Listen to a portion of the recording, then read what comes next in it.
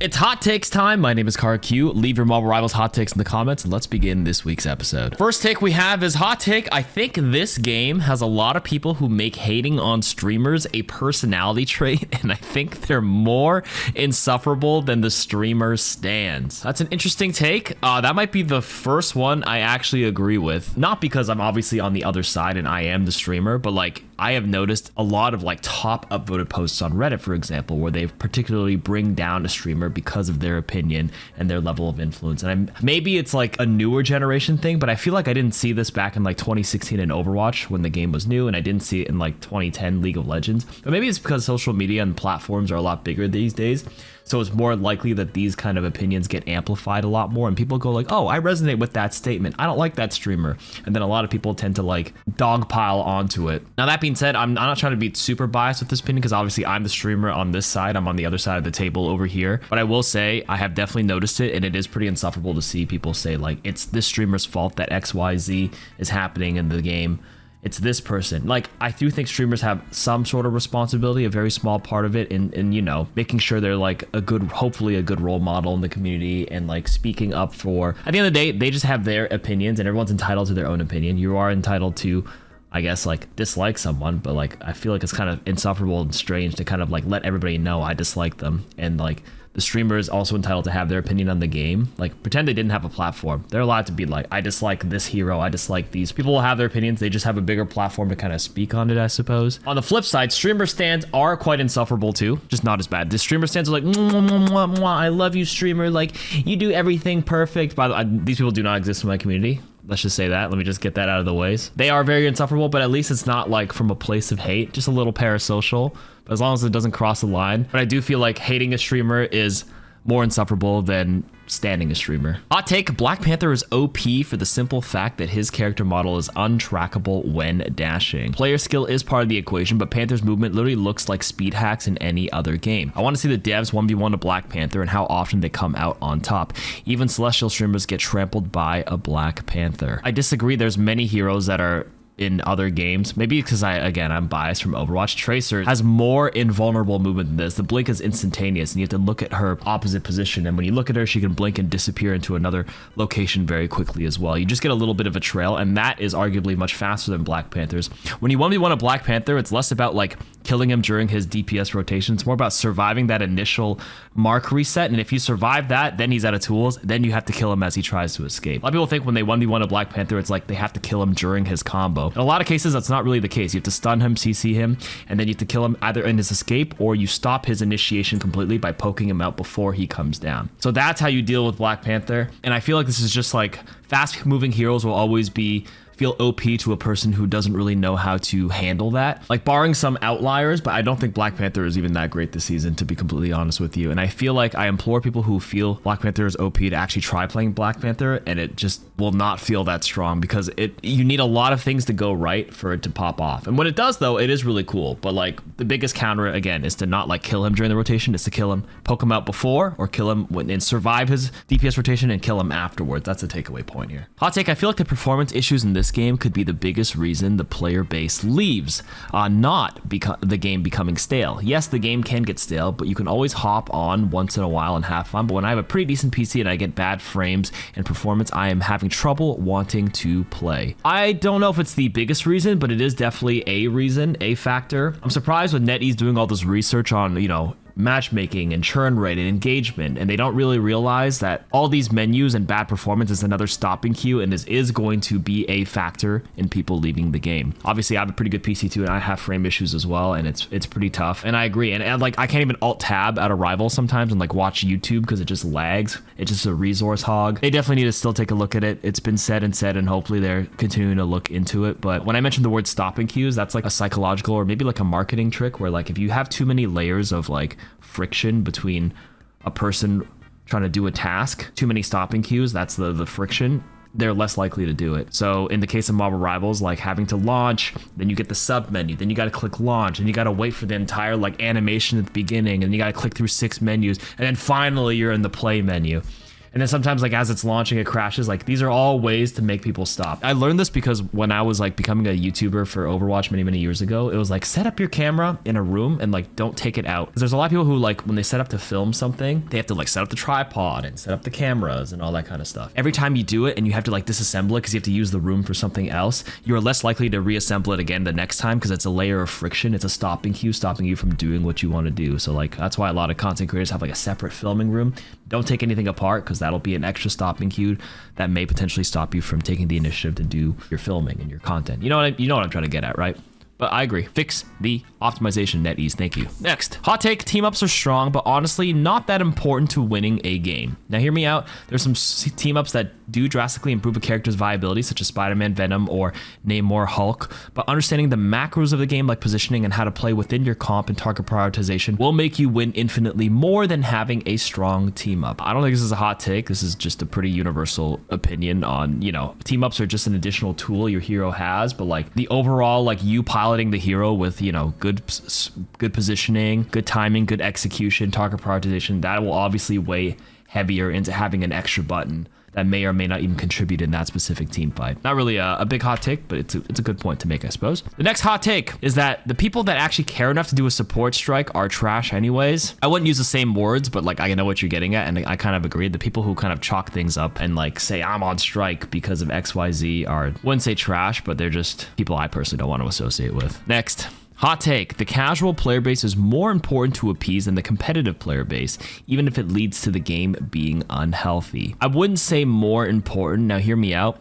I think the casual base makes up a larger population of the game. Intuitively, it makes sense to be like, if this is the larger portion of our player base, why are we not catering to it? Over the long term, it's not good. In the short term, you can please the casuals and they'll continue playing, but the casuals are casual for a reason. They have a higher turnover. They will stop playing faster despite what happens. And another counter argument is when you appease to the high level community and like the competitive stuff, that trickles down. And a lot of the casual players, there's an argument that they don't even notice that they're bouncing for the higher level. They're just gonna play no matter what because of the core gameplay and not these small micro changes, like small buffs and nerfs that the high end are noticing, but the average player doesn't. You know what I mean? Overwatch did this where they appeased casually for so many years and it became stale, stagnant. There's a lot of turnover, and now they're switching back gears to go more competitive focus. They are really dialing in on hero bans. That's what they were afraid of back then because of, you know, they wanted to appease the casuals who were upset that their hero gets banned, but now they're really locking into competitive, and the game is starting to like get a second lease of life right now for sure. So I see where your point is, but that's just my counter argument. Maybe I'm wrong on this and maybe you're totally correct, but I used to agree with you where I always thought you had to cater to your largest audience, which is casual. It sounds counterintuitive, but it's not the case. Hot take, the best bans are Spider-Man for your healers and Wolverine for your tanks, not because they are the best characters, but because they are the worst characters to lose to. Those are the games that make you want to delete the game. I'm indifferent on this one simply because I still think you should ban like the outlier heroes that are more frustrating to play against, but like specifically if Spider-Man is frustrating for your one specific strategist on your team was like I hate dealing with it, then like you should technically ban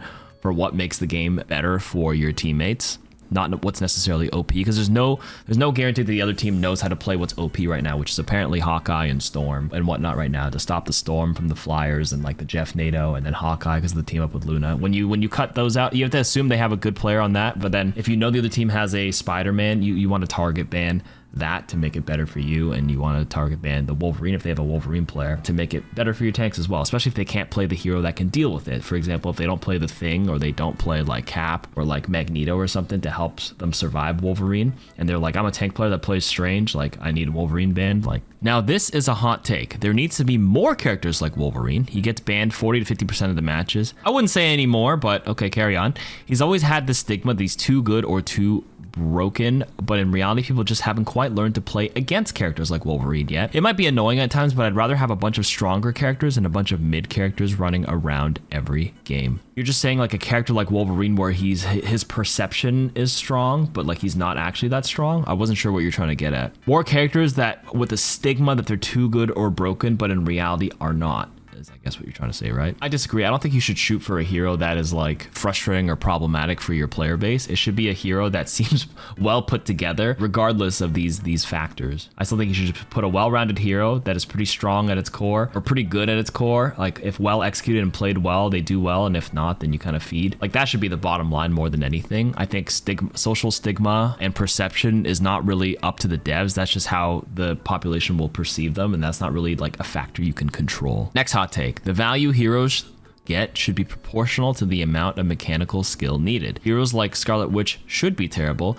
She has almost no nuance when compared to every single hero in the game. She does not need any more buffs. I don't think it should be exactly like proportional like linearly, but there could be like a what do you call it, have it taper off a little bit, like a hero that requires a low amount of mechanical skill or some sort of like skill representation on the lower end should not be getting like insane value. Like that's the takeaway, that's the bottom line. When you have that, then you have problems. Like I'm thinking of Overwatch, where like an easy hero like Moira does too much without knowing how to play the hero very well, too high of the value output. That being said, I think every hero should hopefully be designed in a way that they can kind of have a little bit of skill expression. Like obviously everybody has to know how to like play in position with their heroes, but some are a little bit easier than others. But I think Scarlet Witch is in a pretty good place right now. Like she's simple at its core mechanically, but like you can just play a baseline Scarlet and be okay. But like genuinely, like if you want to pop off on her, you need to know how to take very aggressive angles and make use of like that free phase out. A lot of good Scarlets I've seen are taking like crazy off angles and doing some crazy stuff. You just play a standard slay behind the tank Scarlet Witch, you're not really offering much for your team, but that's like part of the skill representation of her, or the skill floor, skill ceiling kind of argument, where the smarter and the better Scarlet Witch players, despite the mechanical skill required, they know how to like play for the right picks, focus the right person in the back line. And like you see your average, like a really bad Scarlet Witch try to get value and they're just zapping the tank in the front, and it's just like, okay. So I disagree with this take in the sense that it shouldn't be directly proportional, but there should be some sort of relationship to it, but like it's not as linear as it may seem. Next take: Adam Warlock is played wrong by so many people. You are a secondary healer and your main supporting strategy is to enable your teammates by doing burst damage.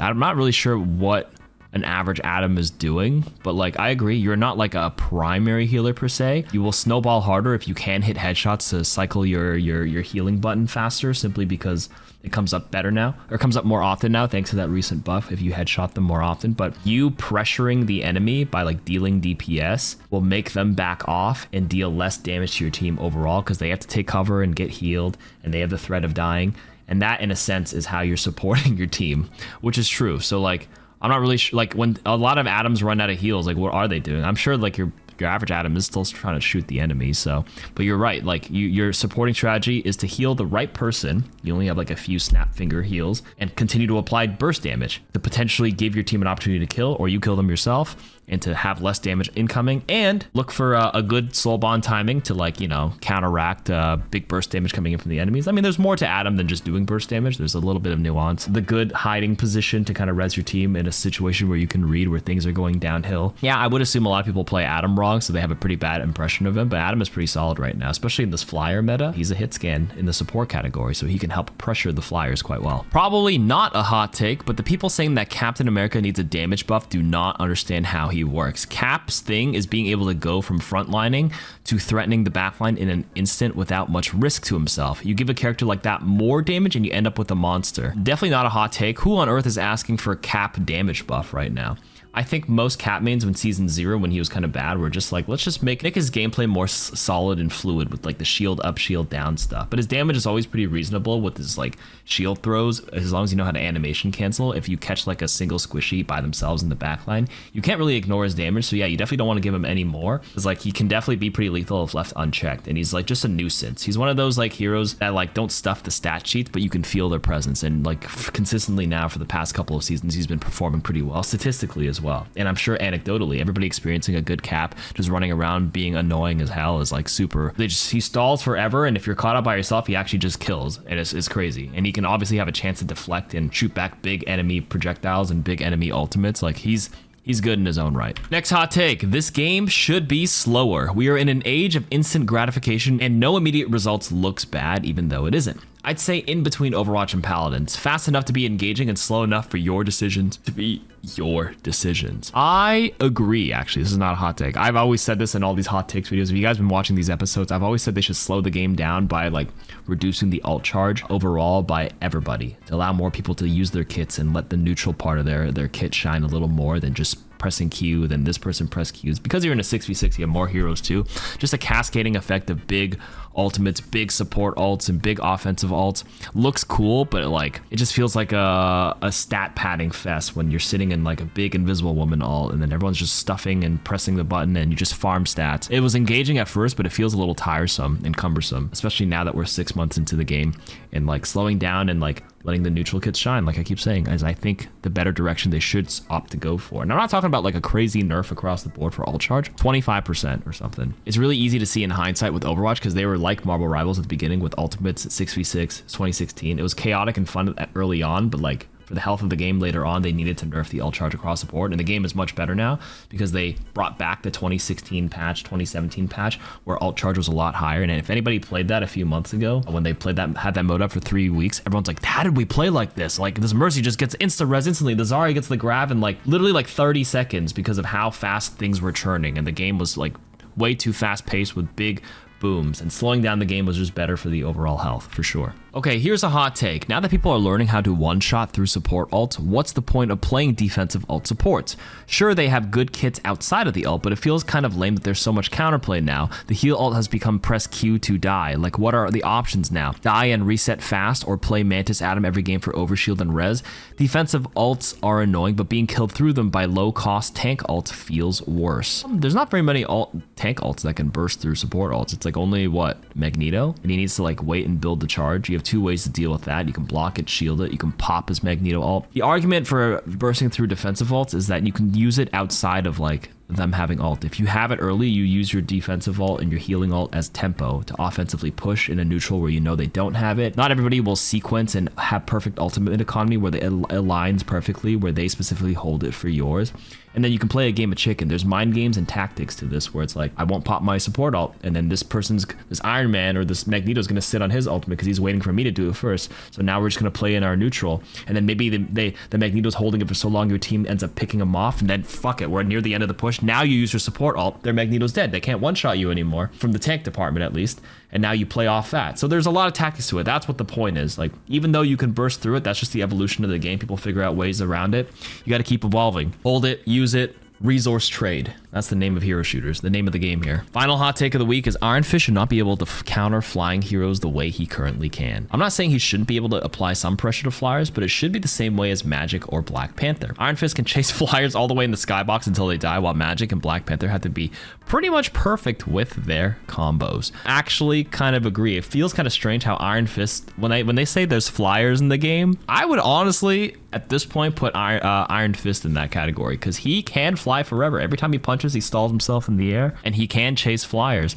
I actually think it's kind of gimmicky, but like I actually think it's kind of cool. I don't think they need to remove that in a sense, because now you have to expend everything, and then he's a target to be shot into the air as well by everybody else, and he's pressurable. And then once he uses all his punches, if he doesn't have his shift or his like Dragon Lash kick, he can't just like suddenly descend and like dash out of danger really quickly. It's a little corny, but if you play high into the skybox and you ask for a little bit of help, like he may mess up as well. He doesn't have permanent flight. He has to continue punching. If he messes up like a little bit of distance, he can't catch up anymore. Like if he's not close enough to attach to you with that range where like the primary, you use like, I don't know, your Johnny Storm uses like this little dash thing to the side, and then once he misses that, then he falls and he's just like he's a cooked target. It feels corny, but like I think it's kind of cool. All right, that's it for this week. Leave your hot takes in the comments. Peace.